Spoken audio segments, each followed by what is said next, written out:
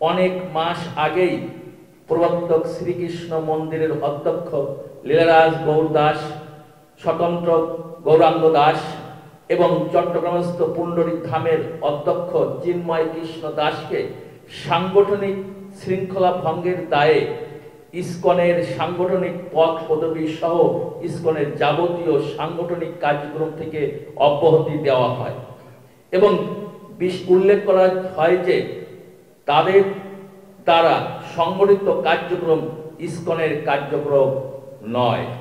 কিছু মহল আমাদের সংগঠনকে বিতর্কিত করার লক্ষ্যে বিভ্রান্তিমূলক বক্তব্য এবং ভিত্তিহীন অভিযোগ তুলে সমাজে অস্থিতিশীলতা সৃষ্টির অপচেষ্টা করছে। বিশেষত চট্টগ্রামের বিশিষ্ট আইনজীবী সাইফুল ইসলাম আলিফের মর্মান্তিক মৃত্যুর পর যে অপপ্রচেষ্টা চরমে পৌঁছেছে, চট্টগ্রাম পোর্ট ভবনের সামনে সংঘটিত অনাকাঙ্ক্ষিত ঘটনাকে কেন্দ্র করে ইসকন বাংলাদেশকে অন্যায়ভাবে দায়ী করার অপচেষ্টা চলছে।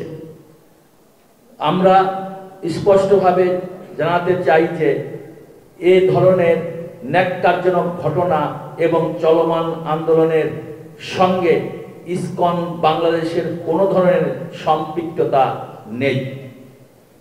এই মিথ্যাচার এখন এমন পর্যায়ে পৌঁছেছে যে সড়ক দুর্ঘটনার মতো বিষয়গুলোকে ইসকনের চক্রান্ত বলে চালিয়ে দেওয়া হচ্ছে।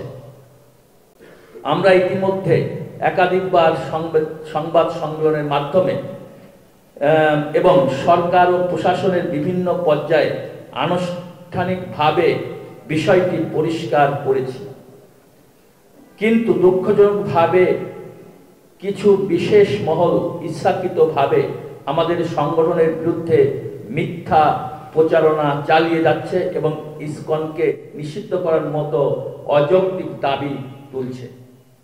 ইসকন বাংলাদেশ একটি আন্তর্জাতিক ধর্মীয়, অরাজনৈতিক, সামাজিক ও মানবিক সংগঠন। আমাদের মূল লক্ষ্য হল ভগবদ্গীতার আদর্শ, শান্তি, সম্প্রীতি ও নৈতিকতা ও মানবতার শিক্ষা প্রচার করা। আমরা বরাবরই রাষ্ট্রীয় আইন, সংবিধান এবং সামাজিক শৃঙ্খলার প্রতি শ্রদ্ধাশীল। আমাদের কার্যক্রম সর্বদা মানবতার কল্যাণে নিবেদিত, যা ভ্রাতৃত্ব ও সহমর্মিতা এবং সমতার ভিত্তিতে পরিচালিত হয়।